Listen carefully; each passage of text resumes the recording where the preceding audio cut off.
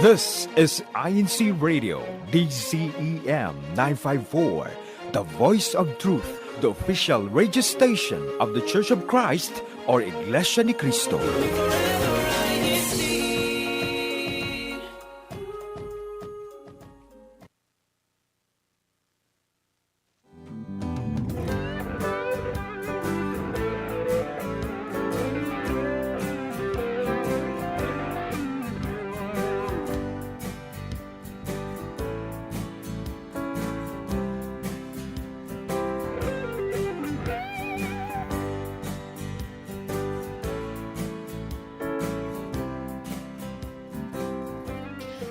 Thrillers, romance, adventure, sci-fi. These are the different genres of books. And so that is what we're going to be talking about today on INC Radio South Central States. Thank you all for tuning in. Today we do have two guests here who will be telling us about their love for books. And so I've got Melanie and Valerie who's going to join us. So let's just get cut to it, right? Are you guys really avid readers? Yes. I would say yes, just because I hear folks these days, they don't really read. So the fact that we still pick up books, I would say we are. When you're saying an avid reader, are you like reading every day? Yes, every Yes. day. So for me, actually, a lot of people who are avid readers have been reading for so long. I just started last year. I was never a reader before, always liked watching movies. And then I got into it, and now I understand why people are so hooked. Now, what are your, like for you, what is your go-to genre when you guys are into reading books? Do you guys have like anything specific? Is it something that people recommend? And it's very interesting because I have to be in the mood for a certain genre. And so it's kind of like when you ask somebody, what's your favorite food? What's your favorite drink? It depends on my mood and I my state of agree. mind at that time. So if I'm in the mood for something light, then my answer for you is different. So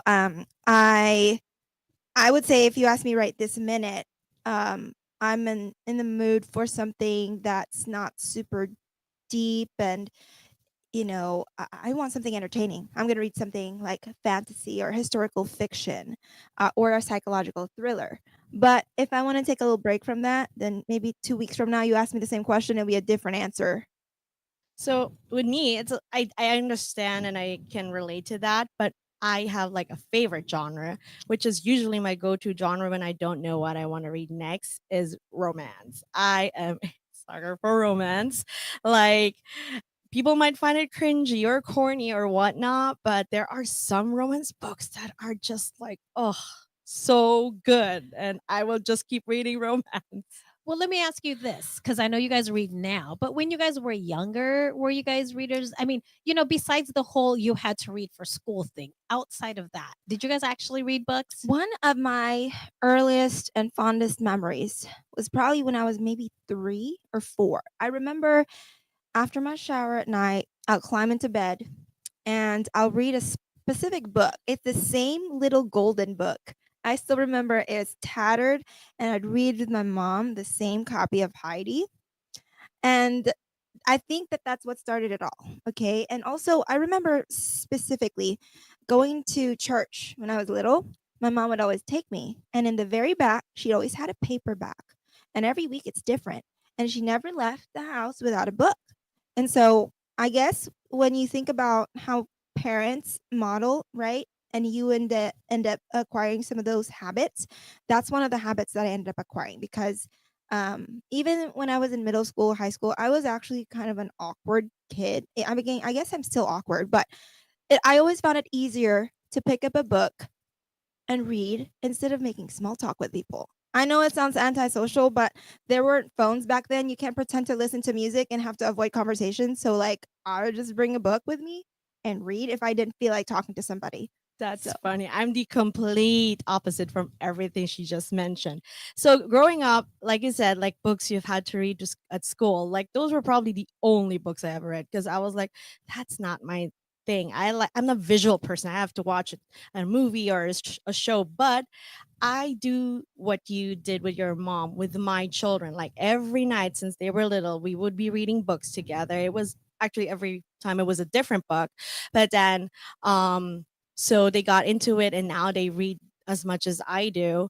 And it's crazy. Like if you were like me before and you're like, books are not my thing, give it a try. Like you are gonna be so surprised. There's so many good books out there. And see, for me, I don't read as much now as I used to. But when I was a kid, I was the nerd, right? Awkward. So I did do a lot of reading, and for me, it was just like more of an escape from reality. But one of the books that that I did enjoy reading, which I try to get my nephews to read, is he's called Encyclopedia Brown, and so he's a kid who's really really smart, and he kind of helps the police solve cases. But the thing is, it's one of those kind of choose your own adventure where, if you pick this, then this happens and stuff like that. Mhm. So I thought those were pretty cool. I don't even know if they make those books anymore. I was about to ask you, do they make them maybe now like as an ebook version or something? I don't know. Okay, so Should then look now it you up. bring up this whole ebook thing. Okay, what do you guys paperback, or audiobooks? Because people are talking about audiobooks nowadays. Especially like when you're busy cooking and everything, people like to listen to the audiobooks or maybe on a trip. But what are you? Are you hand? I'd like to preface my answer by saying that no matter how you consume literature, to me, it makes no difference, right? But personally, I like a paperback. I like a book and the feel of it. And whenever I used to read like very complex storylines with complex characters and different storylines spanning different times and places, I need to go back sometimes and remember, okay, what was that character's name again? Where are they from? Whose granddaughter is it?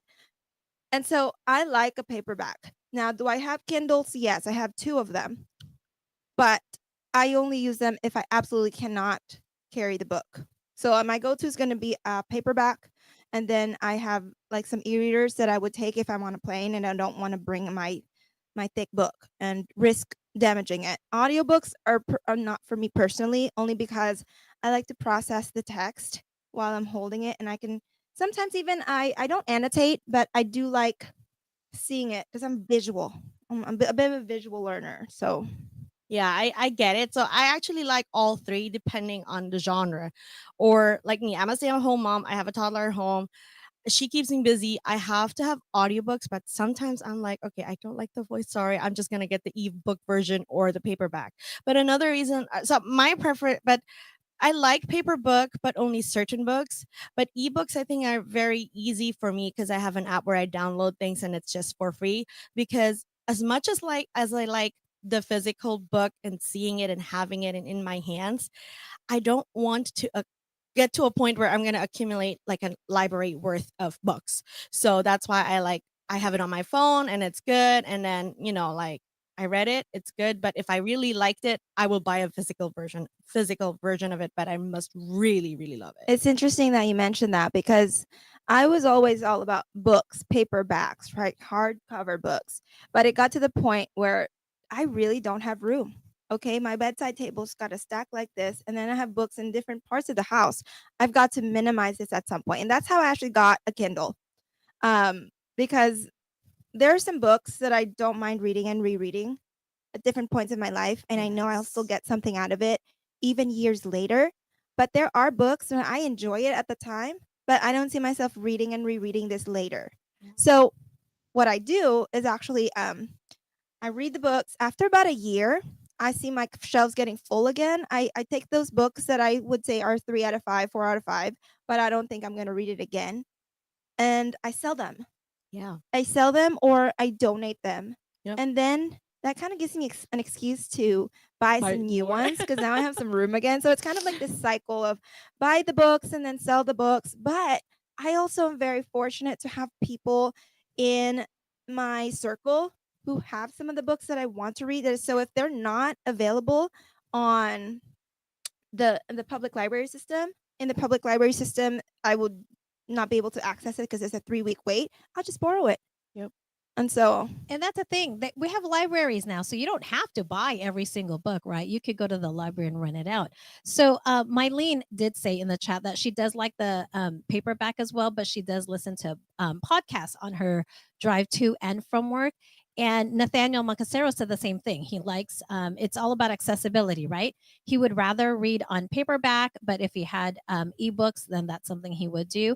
And this is for me, like with Rose, where she says she does like audiobooks so that she can still drive and cook. I think that's the only reason I would listen to an audiobook. Mhm. I have not listened to an audiobook at all. Because Oh. I tried it one time, and like you said, I didn't like the voice that kind of came with it. It wasn't matching what I think the story how it should be told.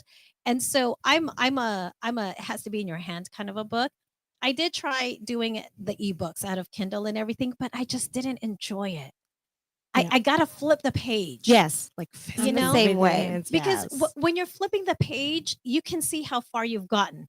With the e-readers, you're just scrolling, so you don't know how many There's pages a you've way done. to set it settings to where you have this percentage Yeah. left. Yeah, but But it's but can you see a physical book where you're like, "Ooh, I'm more than halfway done," Yeah, that's or I know what you or I'm mean. just starting. So I'm old school. I think that's what I it do is. have a request from the people that are tuning in. If you have any book recommendations, I'm always on the lookout for the next book I want to read.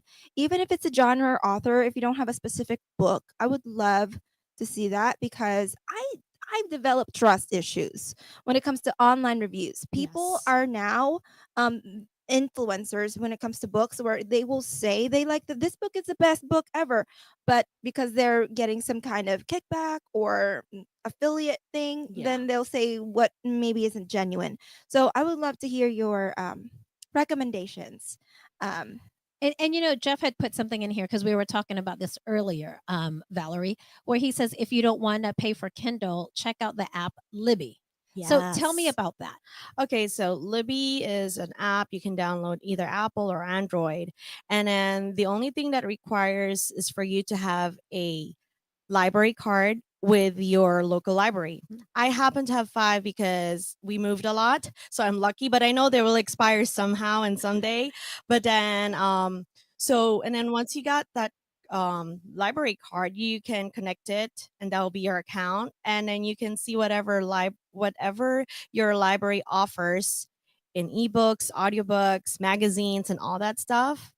And that's how I've been living off of, to be honest. I just have it on my phone. There's waits sometimes, Yeah. like, 3 weeks or months, depending on how popular the book is and how many copies they have. Mhm. But there's also like skip the line, like, ooh, this book is available right now at your to tip add of to your what you're so. saying about Libby, so it is integrated with the public library system, and you can download that onto your device, like your Kindle. Because one thing about me is if it's on my phone, I may or may not be tempted to take that book out and address whatever my client sent me on my text. So it's like I can't fully put my attention into the book if it's on my phone or iPad or device. So I have to have something that's just dedicated to reading. Because if I see a notification, if I'm able to do it, I'll do it. I'm not one of those people who have like 12,000 unread messages or 15 unread texts and Yeah. 12 missed calls. Like I need to take care of it, right? So with that said, if I'm gonna be devoting 30 minutes to read, I want to enjoy it. So that allows you to download it on your Yes. e-reader so that you don't have that secondary notification that's coming. So but something to keep in mind if you are on the fence about, getting some type of device just for reading, okay? That's Now, again, I want to reiterate I still love a paperback, but if that is not possible because you travel a lot and you don't want to bring a big book, true. that's such a great device and It is, yeah. resource. And so Jeff had put in here he likes the smell of books. New books and old books have different smells. Do they really? They do.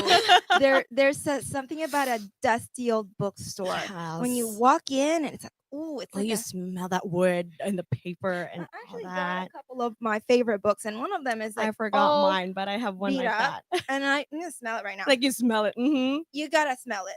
Oh my goodness. Now, Oh yeah, and totally. it's true. But so when you guys read, do you guys have a favorite place you like to go read? I Does do. it have to be quiet? Is it something that it could be loud? So with me, like again, audiobooks, I just pop in my pods in here and you're good to go.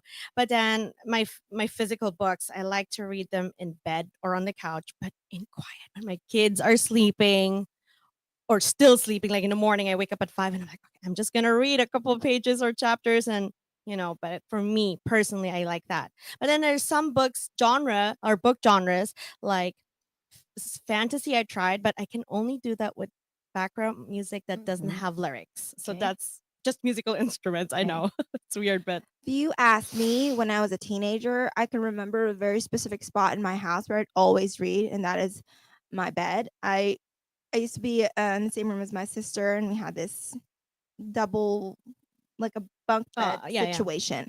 So I'd go underneath my blanket, leave me alone, don't bother me. I have that spot always. But then at some point I got into a series that I just could not put it down. And I remember my parents were like, "We're eating right now. Can you put your book away?" That's And my I was kids. like, "Okay, I'm gonna eat real fast and I'm gonna run upstairs." And then I even took it with me to the shower. I literally, so here's the book, the shower. I had to put, I'm telling you, it was something else. It just took over my life completely. But nowadays, because now I have a job and I have to be places and I have a kid who always loves to go to the park and all these things. So if he's in karate class, wherever I can find a seat is where I'm reading. Yeah. Or if he's at the park trying to find a snake or turtle, Yep. then I'm under the shade of a tree. Literally wherever I am, that's where I will be reading. So I'm able to tune out noises. Like, I'm also one of those people who I can read even in the car, which I'm so grateful Oh, for. me too, though. Like on our drive back home, so my family and I, we just came back from a trip to Florida. So on the way back, I rode with them, and I was, for about 10 hours, I was like passenger princess reading my book, and I didn't feel Yep. nauseated. I think that's the only place I cannot read is in a car. I could read on a plane, I could read on a train, but I cannot read in a car. But for me, my most favorite place to read a book when I used to live in San Diego was by the beach. You're just sitting on a cliff. You're not actually on, because I don't like sand. So I'm not actually on the beach. I'm just like on the cliff, Mhm. and they have benches there. And that's where I like to read because I like to smell the fresh air. I like to Yeah. sound of- ocean yeah. and the ocean waves. Yes. So that's what I like to do. I cannot read in bed because if it's not really entertaining or filled with action, I feel like I'm gonna fall asleep. Yeah, too comfortable. Yeah. And that's a good thing. When I'm winding down, that's what I like to do is read. So then it helps me relax. So See, I can read everywhere, but I prefer to read in quiet and peace too. But like you said, sometimes you're just on the go. So I will always have a copy of a book or my phone, like I said, and just find time to read throughout the day. Random Because question too. Yeah. Before you ask that random question, Okay. we're gonna ask a Oh, question. Okay, Okay. go, Because it is go. now time for a thinking cap, okay? Because we got to get these, or else we're not gonna have time for it. So we have our first thinking cap question, and don't forget, put in A, B, C, or D. No need to write the whole word. But what is the most translated book in the world? Is it A, Harry Potter, B, Don Quixote, C, A Tale of Two Cities, or D, the Bible? So go ahead and put in there A, B, C, or D, the most translated book in the world. And we'll give you guys the answers. I do apologize. Last week, I think we got so excited with gardening, we forgot to give out the answers to the thinking cap. But we'll go to the leaderboard later to show you guys who won. But yes, please go ahead and put in there A, B, C, or D. Now, Melanie, what were you going to ask? Before I ask that question, I just noticed that Jeff asked what series it was that took over my life. And it was Harry Potter. Oh, yeah. This was the time when I was still in middle school, right? And they just came out. This was way before movies, and you didn't have a box set that you can just get, right? So I was reading that, and I heard that the next book was going to come out. So I had to reread it because it took about a year or so for the second book to come out. And yeah, this is a judgment-free zone. And your husband hasn't read any of those books because he we he can kind of agree talks to about that we can sometimes. agree to disagree when it comes to Harry Potter. I got halfway through the first one. Hello, halfway everyone. through the first one. Yeah, Okay. I'm tapped out. It's okay. I haven't read any or watched any of the movies either, so I think that's what me and Nick can agree on. Okay. Okay, so what were you going to ask earlier, Melanie? I'm curious. Do y'all ever judge a book by its cover? Yes. I do all the time. I know Sorry. we're not supposed to, I but do. I've been guilty of it every now and then. Have I been disappointed? Yes. But did I get to enjoy the cover? Because some of them are very artistic and just pleasing aesthetic to the, Yeah. so So I said yes so fast. It's like a little bit embarrassing because that we shouldn't judge a book by its cover. But sometimes when I really don't know what to read, I look at the cover, maybe read what's in the back, what's about, but then I'm like, okay, I gravitate to it. I'll just gonna read it. And then yeah, sometimes the stories are just like, oh great, your cover was so nice, but your book is or the other way around. I'm like, your cover didn't look even as interesting to me, but the story was amazing. And but some like talking about the cover.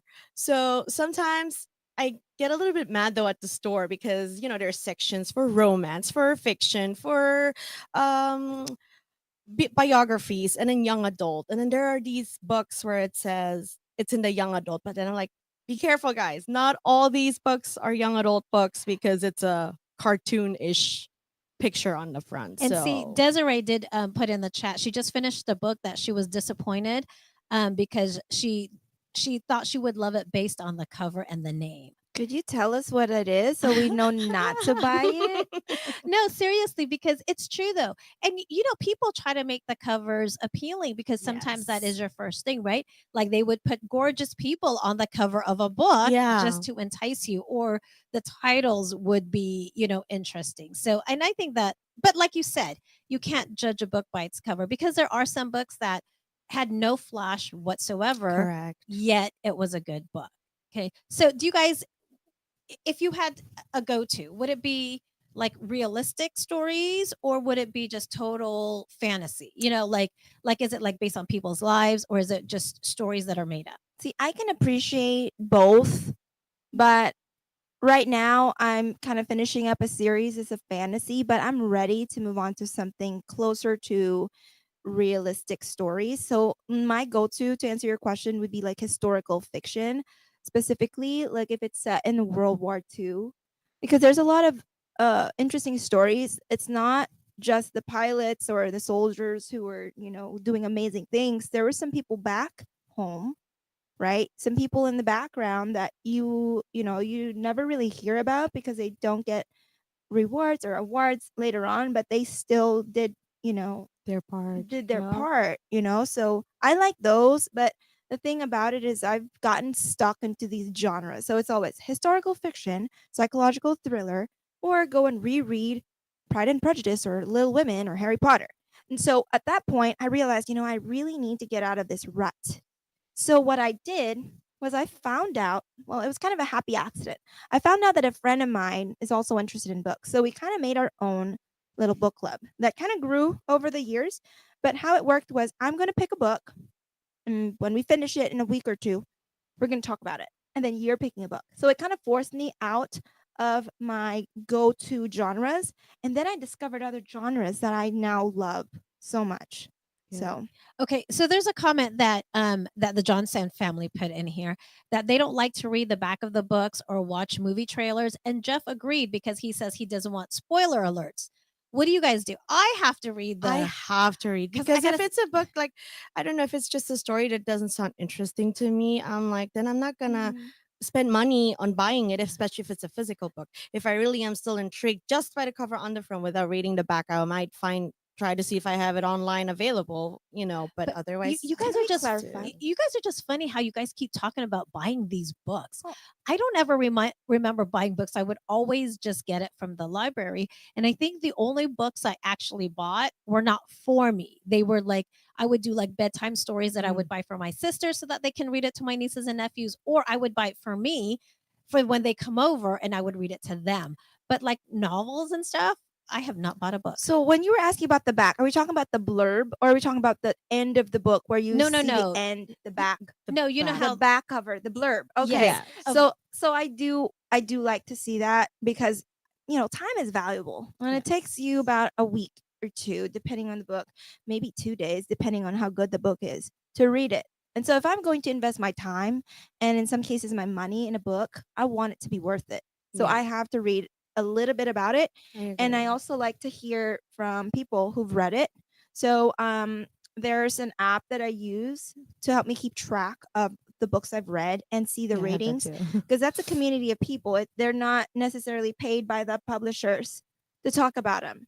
So Yeah. it's kind of like looking at a Google review for a restaurant, but this is more of a community of readers.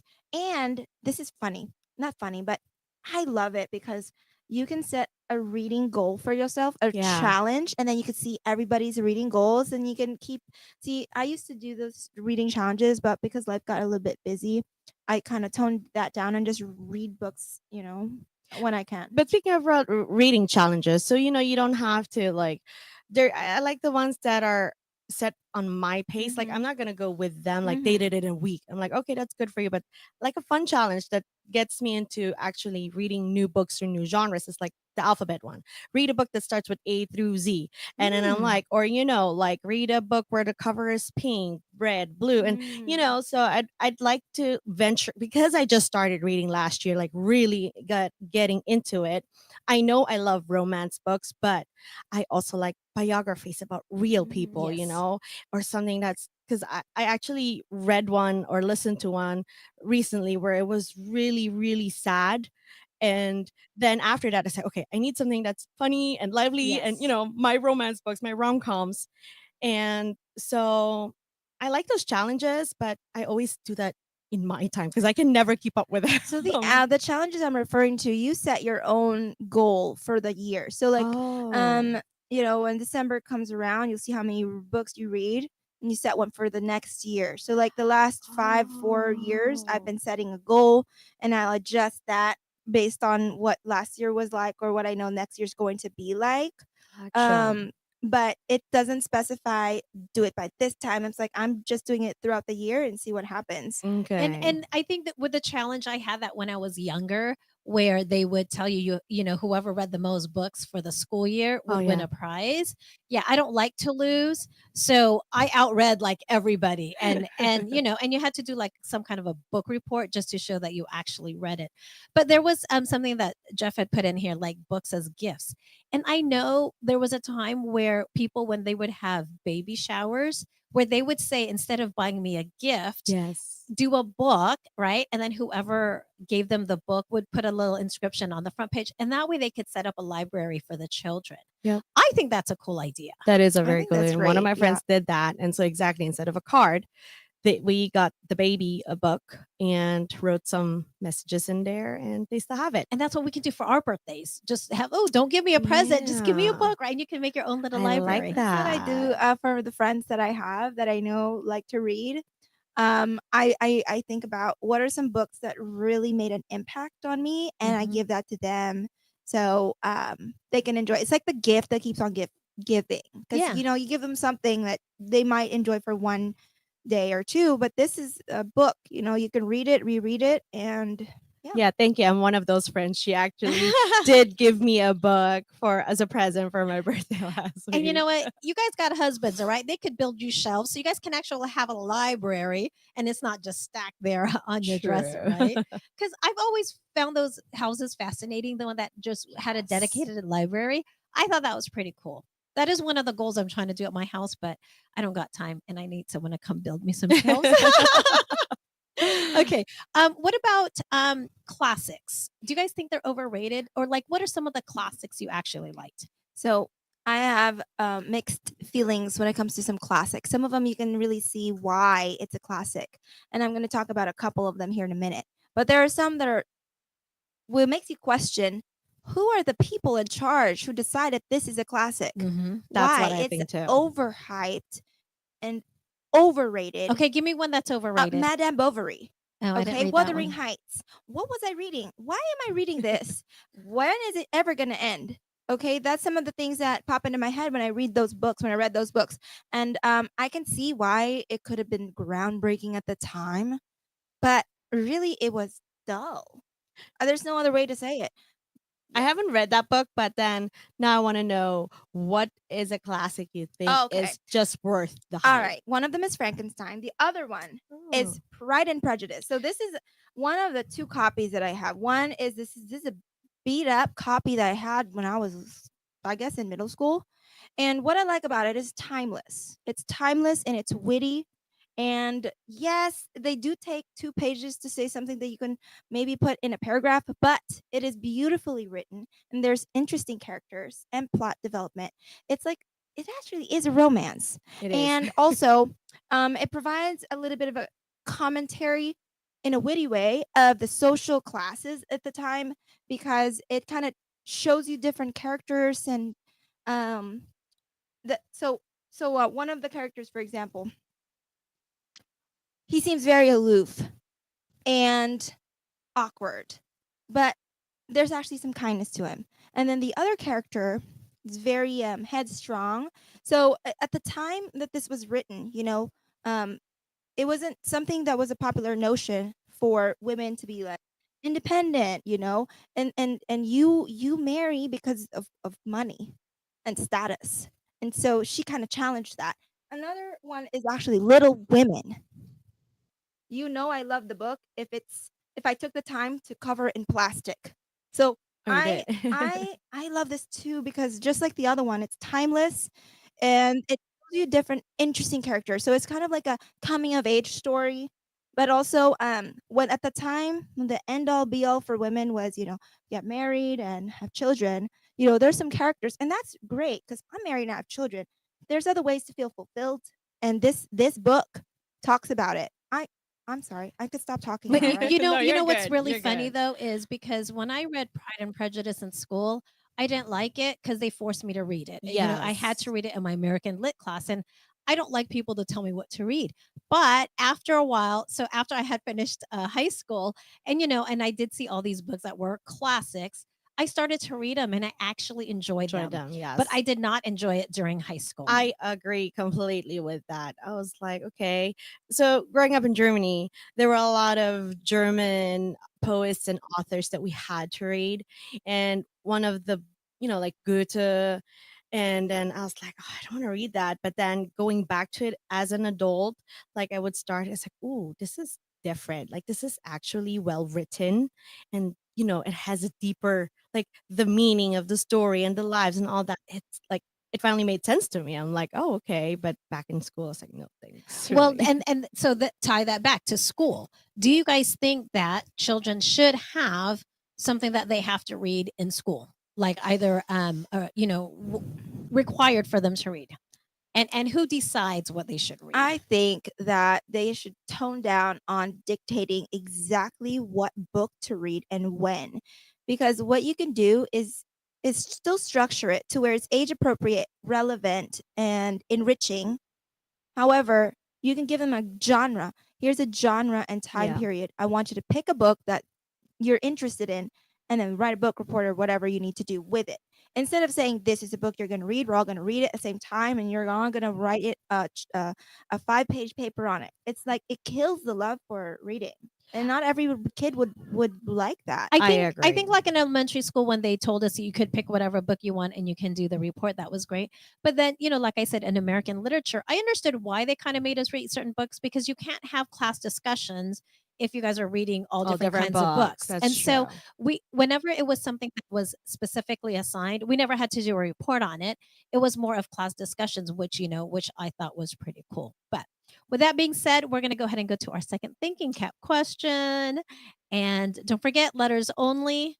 And so, our second one: who invented the movable type printing press? Because that's what they use for books, right? Is it E, Johannes Gutenberg?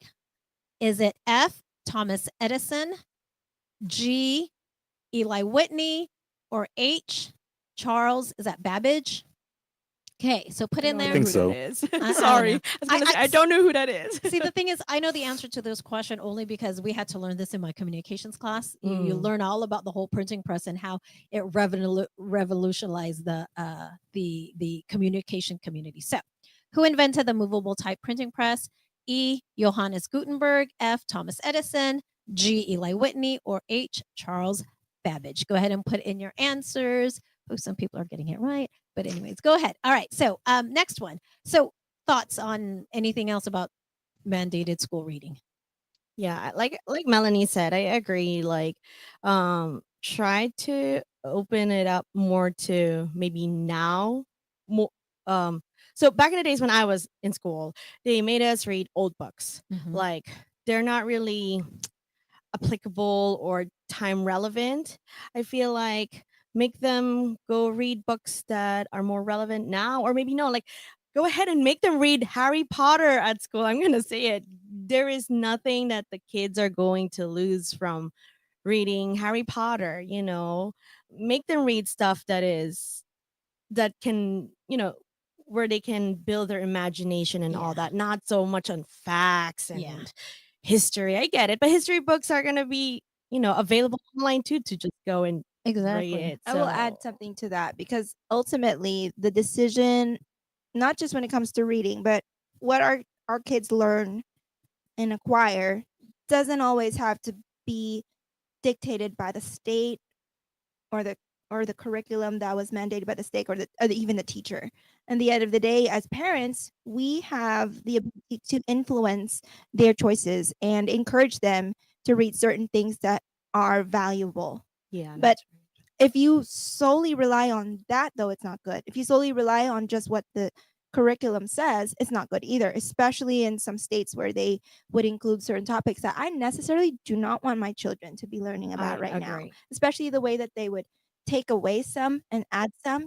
It's not something that I would say parents should let their kids just depend on whatever the state says. Maybe that's the thing then. Let have parents have a Yeah. vote and let Mhm. them see that list and Yeah. go through it and say, hey, this is okay for Yeah. my kid to read at school. Now, was there ever a time you guys started a book and it was just really not good? You guys Yeah. Been actually there. finish it, or you guys just put it down and do not finish? I DNF'd it, did not finish it. There are a couple where I read like a chapter. I'll give it at least a chapter. And then I'm like, okay, I don't think this is gonna go So you're not even anywhere. curious to find out what happened, even if it wasn't like No, that because I have interesting? my TBR, my to be read book list is so long that I cannot waste my time, I guess, or don't want to put time and effort into reading something where I think this is not going to go anywhere.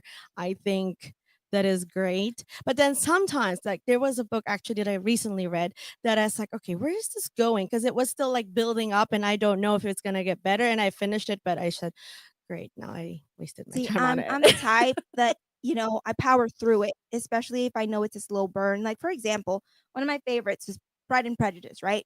If I'm being honest with it, I mean, it is very the way that they write books at the time, they're very flowery. It's wordy. You could have said this in two sentences instead of taking two paragraphs type of thing.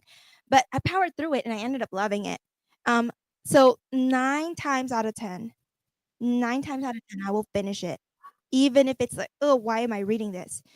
However, there is one book that I was not like, I refused to finish it just because I gave it the good old like, I gave it a try, okay? I really wanted to finish it, but William Faulkner's As I Lay Dying, I was like, "I don't understand. Why is there 4 out of 5 on the?" Because I look at the ratings. Yeah. I don't understand. I just did not. Everyone's got different preferences, so maybe they enjoyed it and we didn't. But yeah. Exactly. And that's the thing. Like a lot of like going back to where, book influencing and what's popular or what to read.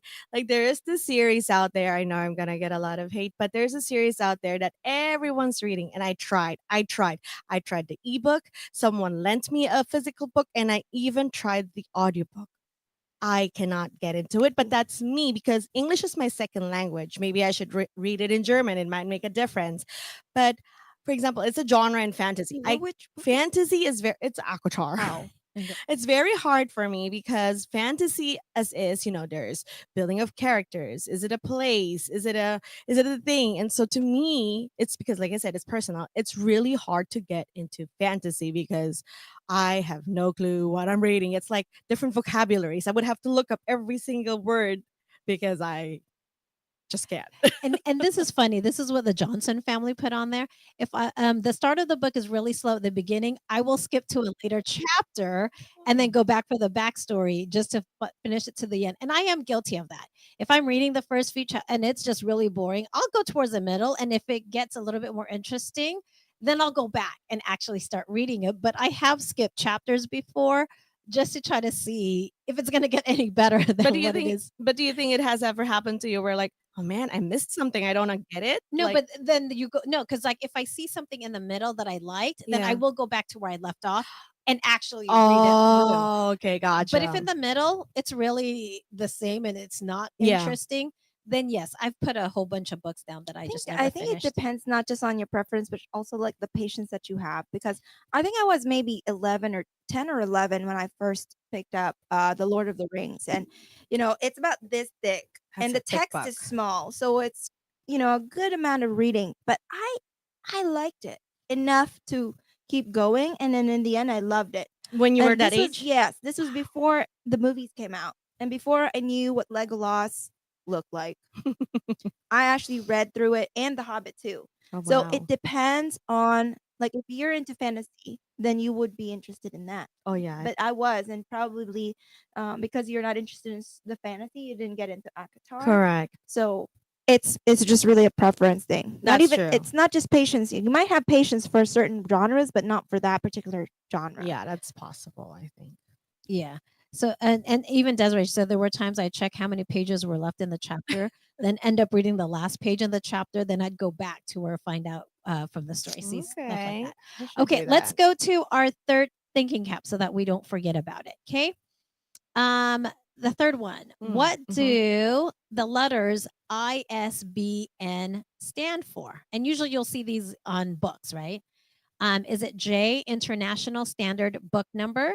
Is it K, International Serial Book Number?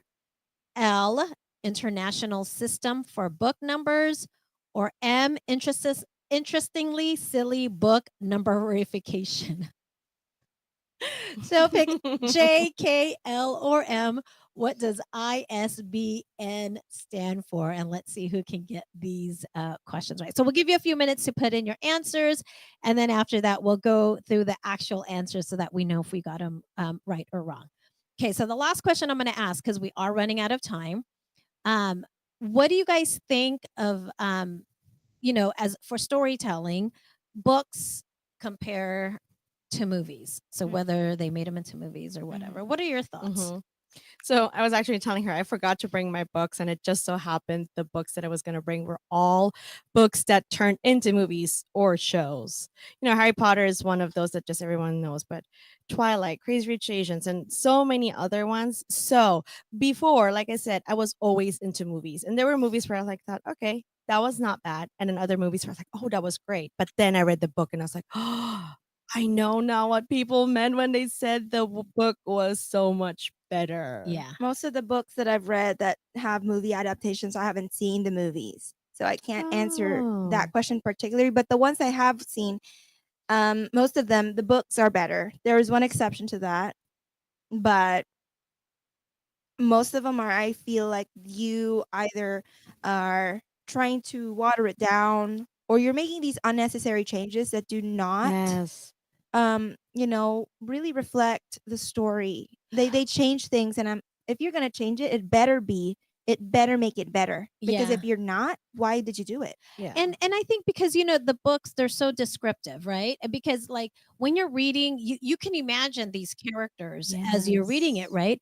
And then for me, when they make it into a book, then all of a sudden I'm like, well, they forgot this part, they forgot this part. But with movies, it can only last so long. They can't make like a 5-hour movie. Exactly. from a You can book. have a 500-page book, Yes. but you can only have like an hour and a half, maybe two, or then Yes. split it into a series movies. But you know what's funny though? So I've read books and then I watched the movie when it became a movie. And then when I reread the book, when I started imagining the characters, now I see the actor or the actress who's playing it. Yes, thank you for saying that, because there's actually one of my it's a series, and then I watched it first, season 1 and 2, and 3 is coming out, and then I read the books 1, 2, and 3, and I was like, "Oh, I cannot wait to watch 3." But I have it helps me visualize, like, "Oh, this is how this character looks like, and this is how this character. This is the house." And I was like, Which book was it? it's when the Summer I Turned Pretty by Jenny Han. I don't know It's that one. on Amazon Prime. I guess it's geared towards young adult. It's really like about like teenagers and all, but I really, again, it's romance. I know So you said we're running out of time, but I wonder, is there time to talk or ask the people tuning into fiction or nonfiction? What do y'all prefer? I think for me it all depends. If I'm like stressed out and everything, I would want to read something fictional. Okay. Yes. The only nonfiction I read usually are like biographies. Mhm. And so there was a time where I was fascinated with the Kennedys because they were the royalty of America, right? And so any book that came out about them, I practically read. So I think it just depends. If I want to escape, it's going to be fiction. Yeah, I agree. So with me too, the only nonfiction I've ever read or listened to were like biographies, and most of them are like really sad and deep. I like stuff like that are nonfiction, Mm.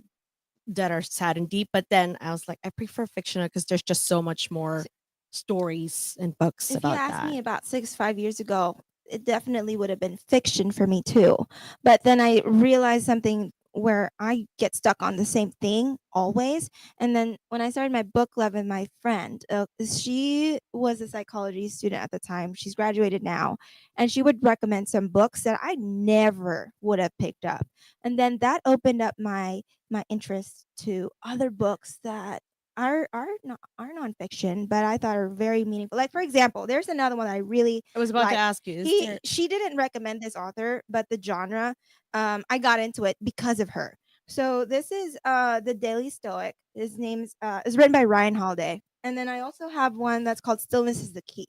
So what I like about them is they take the perspectives of the ancient Stoics, like Marcus Aurelius, for example, and they blend that with modern day like perspectives. And so it's still relevant. It's still relevant, and you get something out of it if you're interested in, trying to, because we live in a very cluttered, noisy world. yes. So books like this help me feel grounded, and it just kind of makes me just, you'll have to read that book at some point. I will. And let me actually, know. you're saying, I totally forgot that books like that are considered nonfiction. There are actually a couple ones that I do love to read or listen to. It's like, I guess you could call them self-help books or whatever. Yeah. Like they teach you skills. You know, like there are books about parenting. I like reading books about parenting because I want to parent differently than the generation before us.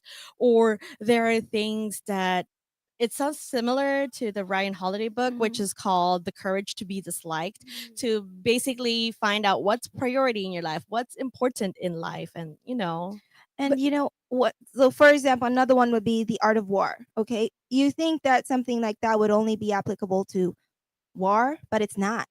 And it's been written thousands of years ago. But if you're in the business world, if you're some type of a leader, okay, I think that that's something that will be valuable. You take something away from it, even though the theme is something completely different from your field of, for your line of work. Because there's so many books that are like that, and I think that's one of them. So I try to read Meditations and The Art of War at least once every year or a couple of years, just because of the relevance of it. Thousands of years later, I mean, you can still use those principles to your everyday life and your decision making, and trying to no, that's true. achieve success or complete goals. This is funny because Desiree, she says she likes fiction, right? And the reason is because she says nonfiction always makes me feel like I'm reading a textbook from class, which is, I guess it just Yeah. depends on what the nonfiction is. But then, Jeff also said like books are an escape, right? Mhm. But then he was asking, what books did you want to escape from? And what he put in here was he put principles of general organic and biological chemistry. So that one he needed to escape from that book.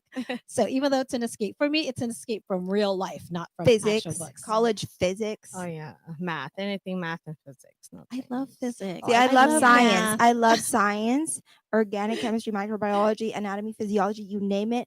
But when it comes to physics, I'm out. No, I liked physics, but yeah. And so what about like recommendations? Who do you guys normally get recommendations from? Because like you said, there's usually people who will recommend a book because they've got some tie into it. But who do you guys trust for your book recommendations?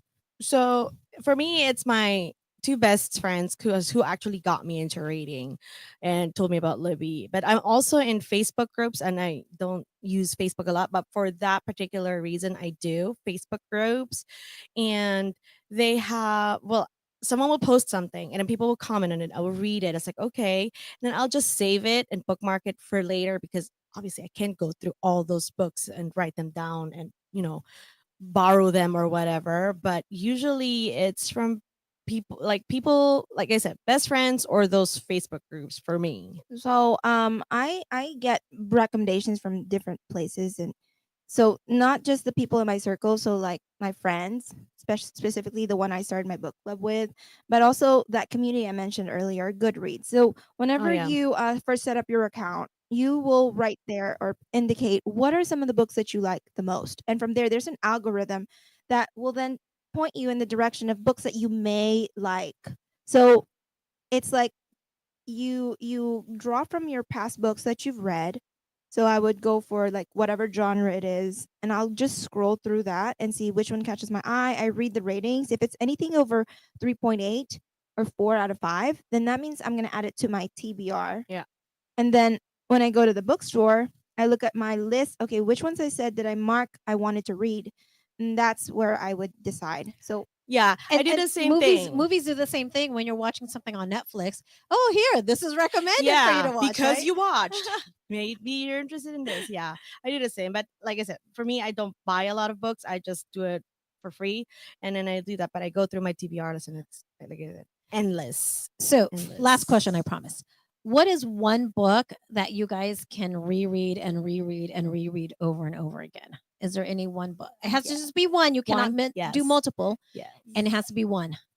I have Anything? one, and it's What's also yours? happened to be a movie as well, and it's also my favorite movie. It's A Walk to Remember. Yes, I know Nicholas Sparks and all that. People are like, Oh, he's my favorite. But If you looked on the chat, I did put his name on there. he is just. I don't care if people say, "Oh, there are so many better writers." A Walk to Remember. That'll be it. That book, I've read it so many times. I read different versions, even though it's just a different cover and Yeah. stuff. But can I have one for fiction and one for No, non? just Okay. one. Just one. For me, I knew she was gonna ask that. I knew she was Um, gonna ask that. I think for me, the one that I read like as an adult that I think I still go back to is I don't know if you guys read this, is Tuesdays with Maury. I read that Oh, one. I heard about I do that. like It's on my that TBR. book. And this is actually one of the books I actually own. Only because I kept reading it so many times. I didn't buy it though. Someone had gifted it to me because I just kept talking about it. Oh, that's nice. And I just thought, because it's I like books that inspire and that has a good message to it, not about, putting in political agendas or anything, but just something that's going to inspire you to Mhm. like either want to be better or to do better. And then like even with Mitch album, the other one, so that would be mine. All right. Which one's yours, Melanie? Have you had time to I think think about? I would go with one of the books that I brought. I was actually torn between Pride and Prejudice and Little Women, but I think I'm gonna go with Little Women Mhm. because there's some 4 characters there that all show the different interesting characters that show if you're somebody who's nurturing and you want that life, right? Here's a character that you can relate to, and then somebody who wants to pursue a career or something more Mhm. independent. Part of your life, because I feel like all of those women, because it's a coming of age type of story too. I could relate to every single person in that book, different parts of my life. And so when I reread it, when I was at first read it in middle school, then again in high school, and then in college, and then as an adult, I could still relate to those those characters. So that's why I think I can always read it and reread it. That's a good one. Yeah, I didn't read that book. I was supposed to read it in high school, and I How got did away you with get away with that? passing the class. You know, we had things called Cliff Notes I back then, very popular, and that's how I got away with stuff. But yeah, just like I said, Pride and Prejudice, I did not read that in high school. I mean, I read bits and pieces, but I did not want to read it. But after when I got out of high school, I actually read it. But yes. All right. So Nate, let's go back to our thinking caps and give them their answers and they know if they got it right or wrong. We'll go with the first one, which is the book that has been translated the most in the world. And a lot of you did get it correct. It is the Bible. Okay. That has who knows how many different translations all around the world. All right. And then who invented the movable type printing press? And the answer is E, Johannes Gutenberg. And the ISBN, that is for our International Standard Book Number. And you guys will see that on all your books, okay? So if you got those three right, then you've got 3 points already. So let's go to our leaderboard. And so this is from the month of May, right, Nate? Those are all the ones from May? Yes. All right. So we reached the end of the month. We So have a go ahead. winner. You talk about your leaderboard.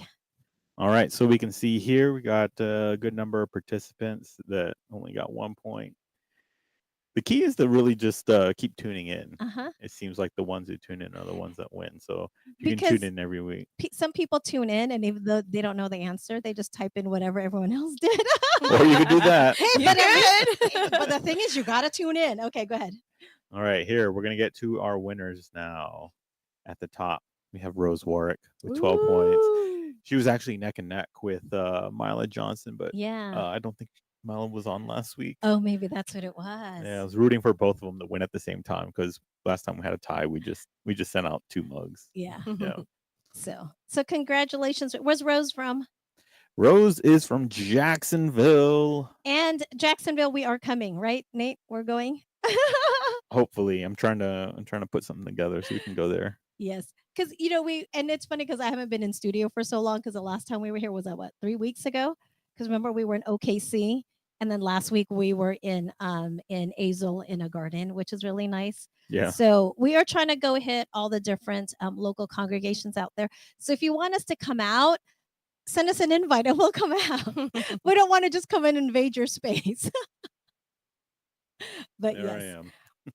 I am. So before we go, do you guys have any shout outs you'd like to give out to anyone? Yes, I have two. I'd like to give a shout out to my mom. I think that she played a pivotal role in making me develop a love for books at an early age. And then my bestie, her name's Alex. She's the one that I made my own book club with, and we even have like a little logo and a sticker. And it grew to 4, but now we're back to 2 again, which is okay.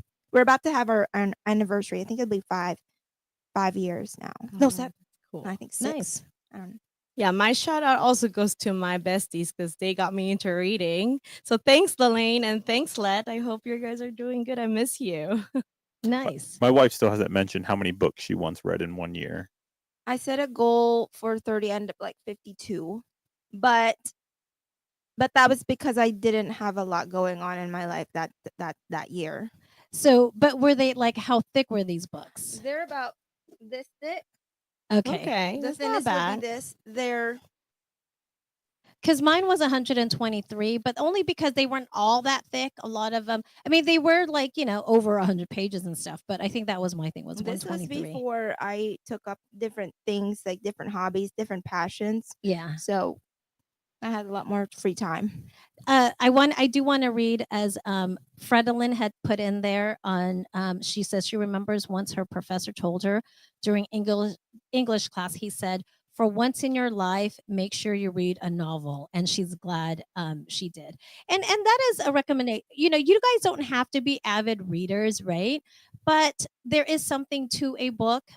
Just to have that quietness and to be able to read. And so I do agree. I think, even if just once in your life you read a book that you enjoy, not because you had to, Yeah. I think that would just make life a little bit better. And it's not about the Agree. medium. It's not about how many Nope. books you read. It's about the joy you get out of it and what you got Yes. out of it. Exactly. Even if it's 1 book in a year or 52 in a year, it Yeah. doesn't matter. Exactly. Like what did you feel after you read that book? And that's So- the thing about books. There's a book for everyone out there. Yeah. So we hopefully y'all enjoyed our topic for today. If you guys have any other suggestions on topics you'd like us to cover, let us know. And before we end, we always want to say our final thank you. Thank you to our INC radio station manager, Brother Wale Taray, and our newly appointed Deputy Executive Minister, Brother Angelo Eranio Manalo, and of course, our Executive Minister, Brother Eduardo V. Manalo. Thank you all for tuning in. We'll see you next week.